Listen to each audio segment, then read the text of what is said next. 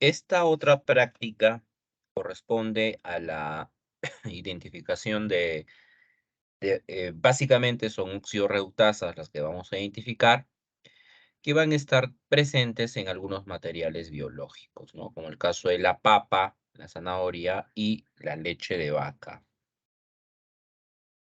Esto es un repaso. Las enzimas se clasifican en 6 clases: oxidorreductasas, transferasas, hidrolasas, liasas, isomerasas y las ligasas, ¿no? Las oxidorreductasas son enzimas que catalizan reacciones de oxidorreducción, en donde una molécula se oxida y hay otra molécula que se va a reducir, ¿no? Es la clase más importante de enzimas, porque gracias a estas oxidorreductasas es que se genera ATP dentro del organismo. Luego tenemos las transferasas, que son enzimas que catalizan reacciones de transferencia. Ahí la transferencia de un grupo funcional a otro, ¿no? Entonces, ese grupo funcional se transfiere a un grupo, ¿ya? Las hidrolasas, que son enzimas en donde va a haber ruptura de enlaces con agua, ¿no? Eso es una hidrólisis. Las liasas, donde hay ruptura de enlaces sin agua. Las isomerasas, que catalizan reacciones de isomerización. Y las ligasas, que son enzimas que catalizan reacciones de formación de enlaces. Ya, entonces, de estas 6 clases, las más importantes son las oxidorreductasas. Las ligasas son enzimas anabólicas, ya no olvidarse. Las que vamos a identificar son estas oxidorreductasas. Ahora, en estas reacciones de oxidorreducción, nosotros vamos a tener moléculas que van a actuar como aceptores y moléculas que van a actuar como donadores, ¿ya? Hay aceptores y hay donadores. Dentro de los aceptores de electrones, dentro de las moléculas aceptoras de electrones, tenemos que dichos aceptores van a ser sustancias naturales que están dentro del organismo. Dentro de estas sustancias naturales que están dentro del organismo, tenemos a las coenzimas. Las coenzimas son las que actúan como aceptores de electrones a nivel de las oxidorreductasas, ¿no? Como es el caso del NAT y el FAT, ¿no? Las dos coenzimas importantes. Existen otras coenzimas que pueden actuar como aceptores, ¿no? Como es el caso del NADP, nicotina dinucleótido fosfato, como es el caso del FMN, flavin monofosfato nucleótido, la coenzima Q y el último, compuestos orgánicos, como el caso de los citocromos, y el último aceptor de electrones que vendría a ser el oxígeno, ¿no? Cuando el aceptor, el último aceptor es el oxígeno, y es la razón de por qué somos organismos aeróbicos, ¿no? Cuando nuestro último aceptor es el oxígeno, eso nos hace organismos aeróbicos, ¿ya? Ahora, los xenobióticos, ¿ya? Estos xenobióticos, cuando ingresan al organismo, estos xenobióticos pueden actuar como aceptores de electrones, ¿ya? Estos xenobióticos podrían actuar como aceptores de electrones. Estos xenobióticos no son más que otra cosa que contaminantes, son contaminantes, son sustancias tóxicas. Un xenobiótico es cualquier sustancia cuya estructura química es diferente a lo que hay dentro de los organismos vivos, ¿ya? Es una sustancia diferente a lo que hay dentro de los seres humanos. Por eso se dice que los xenobióticos es sinónimo de tóxico, ¿no? Ahí están todos los hidrocarburos, por ejemplo, hidrocarburos, incluso los medicamentos. Los medicamentos también son xenobióticos, ¿no? Eh, em, ¿Qué más? Contaminantes, como el caso de los hidrocarburos, los insecticidas, los herbicidas, metales pesados, ¿no? Todos ellos son considerados xenobióticos, ¿no? Y cuando ingresan estos xenobióticos al organismo, estos xenobióticos van a desplazar a estas coenzimas, ¿ya? Lo normal es que la coenzima actúe como aceptor, pero como ingresan estos xenobióticos desplazan a las coenzimas y ahora los xenobióticos son los aceptores de electrones, que no es lo normal. Si los xenobióticos actúan como aceptores de electrones, eso va a generar alguna desregulación en los procesos metabólicos, ¿no? Una desregulación entre el catabolismo y el anabolismo.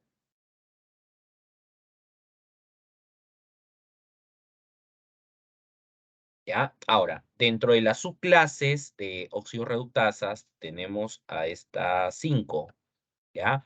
Estas son las 5 subclases de oxidorreductasas que existen. La más importante y la más abundante de todas son las deshidrogenasas. Las deshidrogenasas catalizan reacciones de deshidrogenación, es decir, transferencia de hidrógenos. La mayoría de estas deshidrogenasas son las que trabajan con las coenzimas, ¿ya? Son las que van a trabajar con las coenzimas. Estas son entonces las más abundantes y las más importantes. Luego tenemos a las oxidasas. Una oxidasa es aquella enzima en donde el último aceptor de electrones es el oxígeno.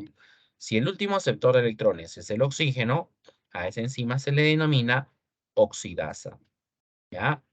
Ahora, la diferencia entre una oxidasa y una oxigenasa es que las oxigenasas utilizan el oxígeno, ¿no? Van a usar el oxígeno y este oxígeno la van a incorporar a la composición química del sustrato para que pueda generarse un producto, ¿ya? O sea, el oxígeno se incorpora a la composición química del sustrato para generar un nuevo producto. Si ocurre eso, si yo en la reacción química el oxígeno se incorpora a la composición química del sustrato generando un nuevo producto, esa enzima se denomina oxigenasa, ¿ya? Luego tenemos a las peroxidasas. Las peroxidasas son enzimas que utilizan peróxido de hidrógeno en calidad de aceptor, ¿ya? Este peróxido de hidrógeno es el último aceptor de electrones. Cuando el peróxido de hidrógeno es el último aceptor de electrones, esa enzima se llama peroxidasa. El donador en este caso va a ser el sustrato, ¿ya? El donador es el sustrato. Ahora, una diferencia entre la peroxidasa y la catalasa, la peroxidasa solo utiliza una molécula de peróxido de hidrógeno. Las catalasas utilizan dos moléculas de peróxido de hidrógeno, ¿ya? Las catalasas trabajan con dos moléculas de peróxido de hidrógeno. Una de estas moléculas de peróxido de hidrógeno actúa como donador de electrones y la otra molécula de peróxido de hidrógeno actúa como aceptor. ¿Ya? Entonces aquí el sustrato va a ser una molécula de peróxido de hidrógeno y el aceptor es la otra molécula de peróxido de hidrógeno. Esa reacción es catalizada por las catalasas, ¿ya? Va a ser catalizada por las catalasas.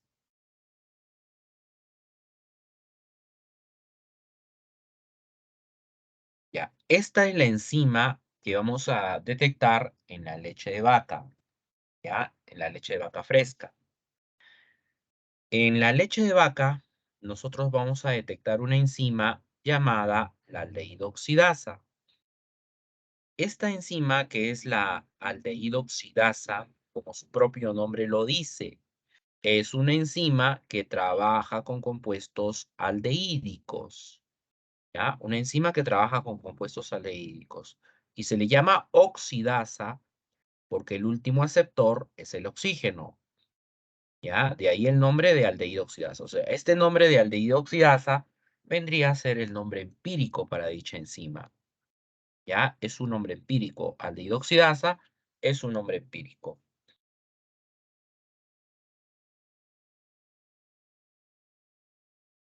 Ya, entonces, aldehído oxidasa, se llama así porque trabaja con compuestos aldehídicos y oxidasa porque el último aceptor es el oxígeno.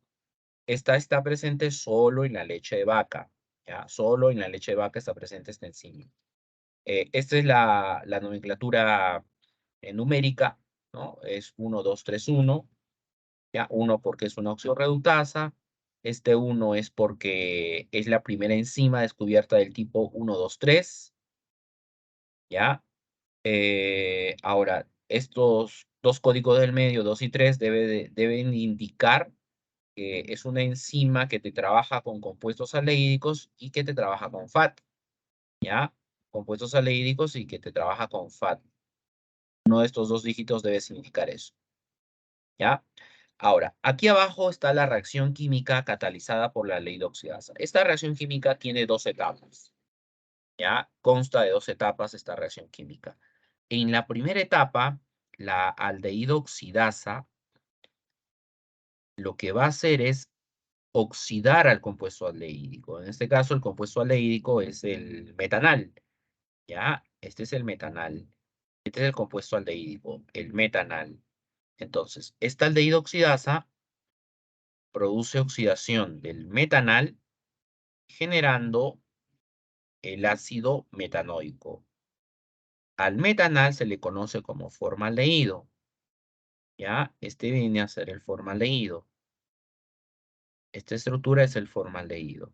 Entonces, nosotros por teoría sabemos que los aldehídos siempre se oxidan hasta formar ácidos carboxílicos, ¿no? Eso lo sabemos por teoría, ¿ya? Entonces aquí el formaldehído o metanal se está oxidando hasta formar el ácido metanoico o ácido fórmico. ¿Quién es la molécula que se va a reducir? La molécula que se reduce es el FAT, ¿ya? El FAT es la molécula que se está reduciendo. El FAT capta dos protones. ¿De dónde proceden los protones? Del metanal, ¿ya? Este FAT capta los protones del metanal. Entonces el metanal le dona protones al FAT. Se forma FAT reducido. Ahora, la reacción no queda ahí, la reacción va a seguir, continúa. En la segunda etapa de esta reacción, el FAT reducido que se ha generado le cede los protones al oxígeno. ¿Ya? Estos dos protones van a ser cedidos al oxígeno, generando FAT oxidado. Ahora, en esta reacción, quien se está oxidando es este FAT reducido. ¿Ya? Este FAT reducido se oxida hasta generar FAT oxidado. Ahora, quien capta los protones es el oxígeno, generando, aquí debe ser moléculas de agua, ¿ya? Generando moléculas de agua, ¿ya? Entonces, ahí es una reacción redox, es una reacción de oxidación-reducción. En la primera reacción, el FAT capta los protones, se genera FAT reducido. En la segunda reacción, el oxígeno capta los protones, formando moléculas de agua. Esta reacción es catalizada por la lidoxidasa. Ahora, esta reacción química yo no la puedo observar, ¿ya? Esa reacción no se puede observar. Esa reacción ocurre de forma natural, de forma normal en la leche de vaca. Para que esa reacción pueda ser visible, para yo poder detectar la aldehído-oxidasa, lo que yo tengo que hacer es un artificio. El artificio que se hace es darle condiciones anaeróbicas. A esa reacción tenemos que generarle condiciones anaeróbicas. La única manera para darle condiciones anaeróbicas es evitando que ingrese el oxígeno, y eso lo voy a hacer agregando al final la vaselina líquida, ¿no? Es por eso que les he pedido que traigan vaselina líquida. Entonces, al final de haber colocado todos los reactivos en la leche de vaca, al final ese tubo de ensayo lo vamos a sellar con vaselina líquida, ¿no? Eso va a evitar que ingrese el oxígeno, dándole condiciones anaeróbicas, ¿ya? Ahora, eh, en esta primera etapa, que ya corresponde, esto ya es la reacción de identificación, ¿ya? Esta primera de acá, esta diapositiva de acá, corresponde a la reacción que ocurre en la leche de vaca, ¿ya? Esta reacción de acá ya corresponde a la reacción de identificación de la lidoxidasa. Tú vas a tener en un tubo de ensayo leche de vaca, a ese tubo de ensayo le vas a agregar formaldehído, le vas a adicionar el azul de metileno, ¿ya? Luego lo vas a agitar de tal forma que vas a observar el color azul y luego lo vas a sellar con vaselina líquida. Al final lo sellas con vaselina líquida, ¿ya? Y eso hay que llevarlo a baño María. Debe estar a una temperatura de 37 grados centígrados. Entonces, la primera etapa de esta reacción es idéntica a la de acá. Esa primera reacción no va a cambiar. El FAT capta los protones del metanal, ¿no? Del formaldehído. Se genera FAT reducido, ¿ya? O sea, ahí se genera FAT reducido. Entonces, el metanal se oxida hasta formar ácido metanoico o ácido fórmico, el FAT se reduce hasta formar FAT reducido. Esa primera reacción no va a cambiar. Donde sí cambia es en la segunda etapa de esta reacción. En la segunda etapa, como le estás dando condiciones anaeróbicas, ya no hay oxígeno, ¿no? Ya no hay oxígeno, pero estás adicionando el azul de metileno. El azul de metileno actuaría como un aceptor artificial de electrones.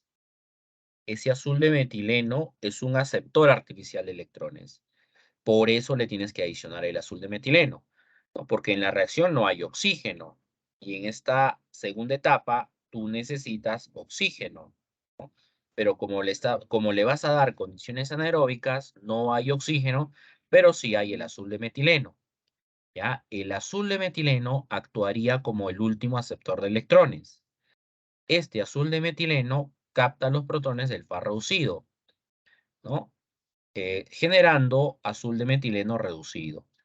Y cuando se genere el azul de metileno reducido, el tubo de ensayo se decolora, ¿no? Inicialmente era un color azul y ese color azul se va a decolorar. O sea, voy a observar el color de la leche, ¿no? Un color blanco. Y cuando ocurre eso, eso significa que hay actividad de la aldehído oxidasa, ¿ya? Que la enzima está activa. Ahora, si el tubo de ensayo sigue de color azul, significa que no hay actividad de la aldehído oxidasa. No va a haber actividad de la aldehído oxidasa. ¿Ya? Entonces, esta es la reacción, ¿no? Primero se reduce el FAT, luego el FAT le cede los protones al azul de metileno. Cuando el azul de metileno capta los protones del FAT, se genera azul de metileno reducido. Y cuando se forma el azul de metileno reducido, se produce la decoloración del tubo de ensayo, ¿no? Voy a observar el color blanquecino, ¿ya? Ahora, ¿qué significa que no haya aldehído oxidasa en la leche de vaca? ¿Ya? Eso tiene un significado. Si no hay actividad en la aldehído oxidasa en la leche de vaca, eso significa que la muestra que tú has traído es una muestra que no es apta para el consumo humano. No la puedes utilizar.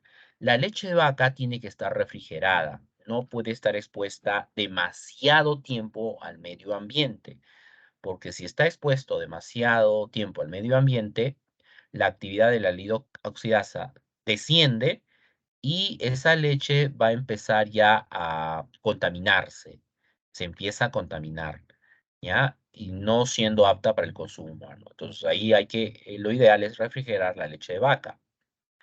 ¿Ya? De lo contrario, la actividad de la hidroxilasa va a disminuir y ya no sería apta para el consumo humano, ¿ya? Entonces, inmediatamente que la adquiramos, la tenemos que refrigerar. Quizás podría durar tal vez un día, ¿no? O 12 horas tal vez, ¿no? 12 horas o quizás 24 horas podría durar la leche de vaca, pero más de 24 horas, no, más de 24 horas ya no sería apta para el consumo humano, ¿ya? Ahora, las otras enzimas que vamos a identificar son las peroxidasas, ¿ya? Son estas, las peroxidasas. Estas enzimas que son las peroxidasas,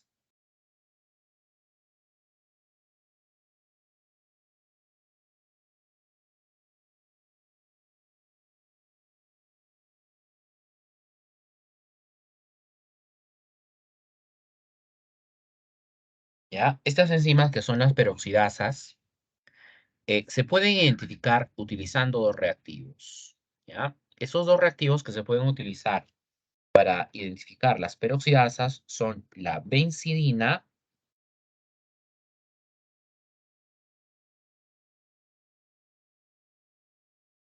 ya se escribe con Z,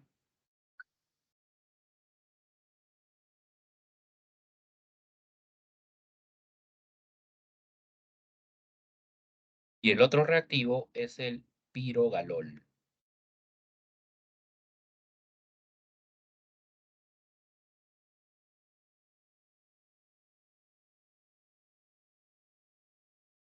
La benzina y el pirogalol, ¿ya?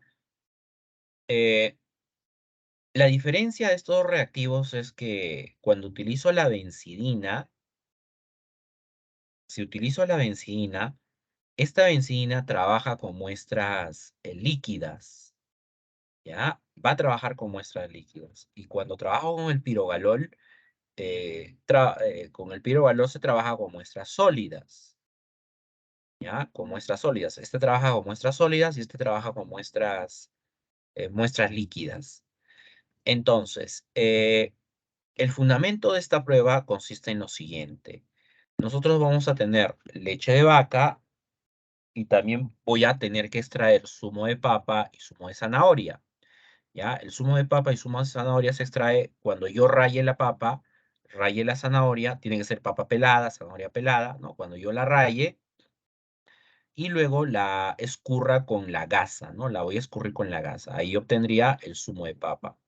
Unos 2 mililitros de zumo de papa y en otro tubo 2 mililitros de zumo de zanahoria. Y en otro tubo 2 mililitros de leche de vaca. Luego le adiciono el agua oxigenada. No, perdón, luego le adiciono el reactivo, ¿no? El reactivo es la benzina, ¿ya? Se adiciona la benzina y luego se añade el agua oxigenada, unas 2 o 3 gotitas de agua oxigenada. ¿Qué es lo que debe ocurrir? Lo que debería de ocurrir es lo siguiente, ¿ya? Esta benzidina que yo estoy adicionando, ¿ya? Va a reaccionar con el peróxido de hidrógeno.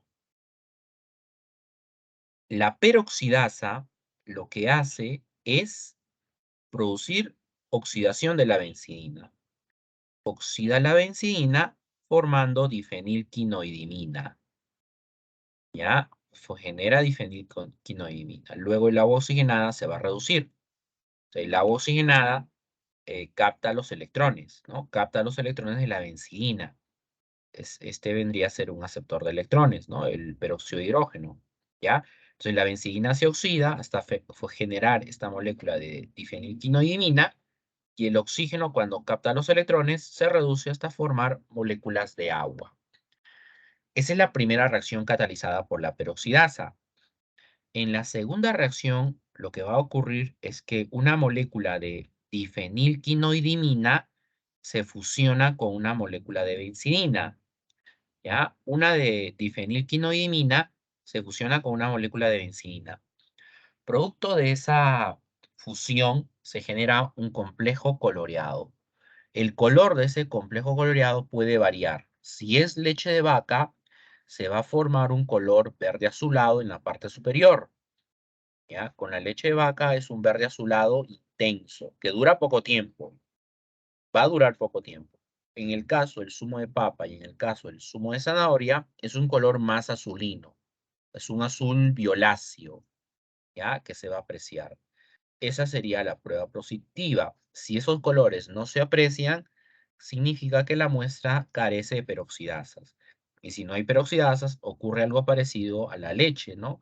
Quiere decir que ese alimento no sería apto para el consumo humano, ¿ya? Es un alimento que no está adecuadamente conservado, ¿ya? Entonces, vuelvo a repetir.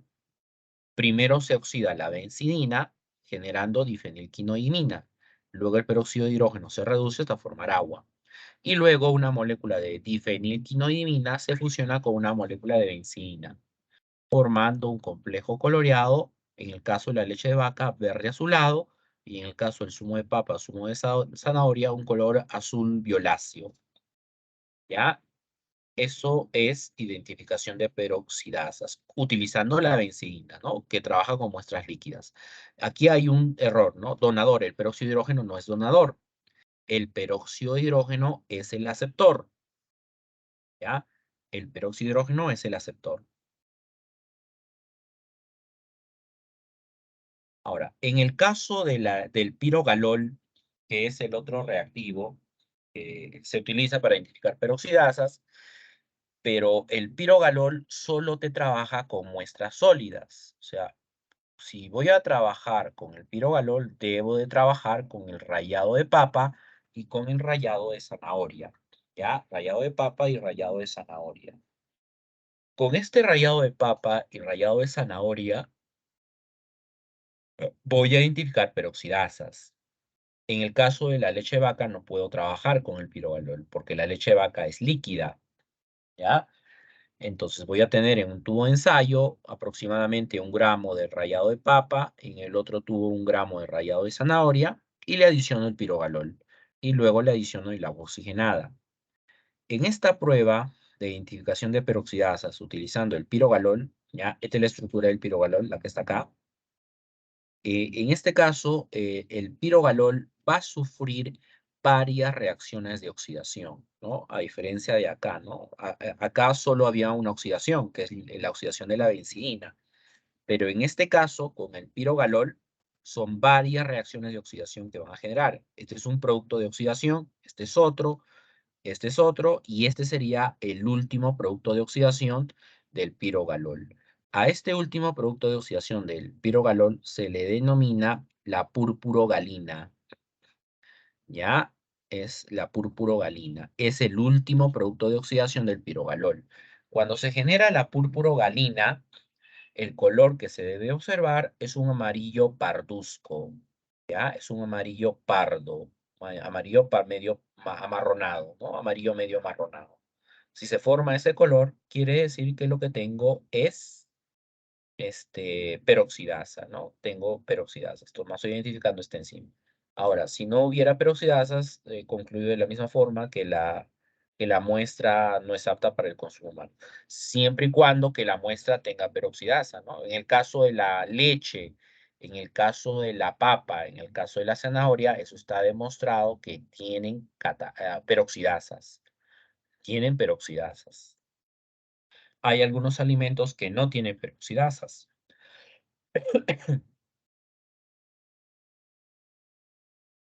Ahora, la catalasa es una reacción que es una enzima que fácilmente se puede identificar, ¿ya? ¿Cómo identifico la catalasa en un material biológico? Simplemente le adiciono agua oxigenada, ¿ya? Entonces voy a tener un tubo de ensayo,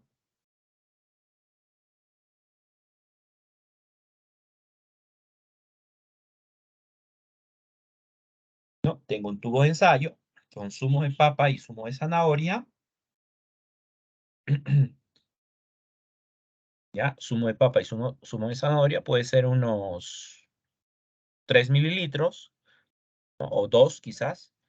Entre 3 a 2 mililitros de zumo de papa y zumo de zanahoria, y luego le adiciono 1 mililitro de agua oxigenada, ¿ya? ¿Qué es lo que debería de ocurrir en esta muestra de papa y zanahoria? En esta muestra de papa y zanahoria, lo que yo voy a observar es un burbujeo constante que va de la parte inferior hasta la parte superior, ¿ya? Es un burbujeo constante. Este burbujeo constante correspondería al oxígeno que está siendo liberado. Es oxígeno que está siendo liberado a la atmósfera. Y como consecuencia de esta liberación de oxígeno aquí en la parte superior, ¿no? Se forma una especie de espuma, ¿no? En la parte superior. Una espuma blanquecina, ¿no? En la parte superior, ¿ya? Esa espuma blanquecina me estaría indicando que lo que se está liberando es oxígeno, se libera oxígeno. Eso ocurriría con la papa y con la zanahoria. En la leche de vaca no tiene actividad de catalasa, ¿ya? Esa leche de vaca no tiene actividad catalasa. La reacción que cataliza la catalasa está aquí. Son 2 moléculas de peróxido de hidrógeno, ¿ya? Esta es la reacción que cataliza la catalasa.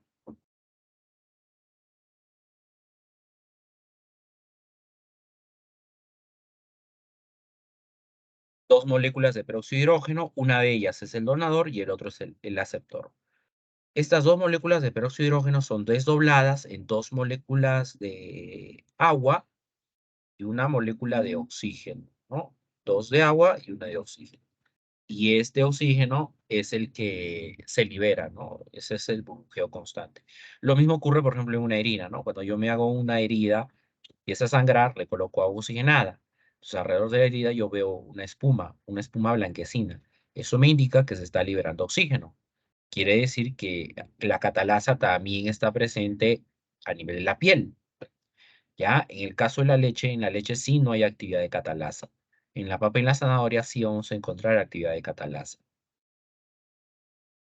Ahora, esta tablita la van a completar ustedes en su informe de laboratorio. Aquí se coloca el material biológico utilizado, ¿no? Que en este caso va a ser papa, zanahoria, leche de vaca. El nombre de la enzima revelada. En cuanto al nombre de la enzima revelada, van a colocar su nombre empírico y su nombre sistemático, ¿ya? El nombre empírico y el nombre sistemático de dicha enzima. El nombre del sustrato, que es el donador, el nombre del aceptor, el indicador de la reacción. En el caso de la leche de vaca es la decoloración, ¿no? La decoloración del azul, se observa el color blanco y la prueba ahí es positiva. En el caso de las peroxidasas, en el caso de la leche es el verde azulado, la prueba es positiva. En el caso de la papa y la zanahoria es un color azul violáceo, ahí la prueba es positiva. Eso es con peroxidasas. Y en el caso de la catalasa es un burbujeo constante que genera una espuma en la parte superior. Y de ahí la prueba es positiva. ¿Ya? En los resultados se coloca simplemente si la prueba ha sido positiva o la prueba ha sido negativa. Prueba positiva o prueba negativa. Y aquí en el indicador de la reacción, el color que se observó o el burbujeo que se llegó a observar. ¿Ya? Entonces, esta tablita la completan ustedes en su informe de laboratorio. Ya, eso sería todo entonces referente a esta parte de identificación de óxidos, reductasas en materiales biológicos. Ya, nos vemos en la tarde. Muy buenas tardes con todos. Hasta la tarde.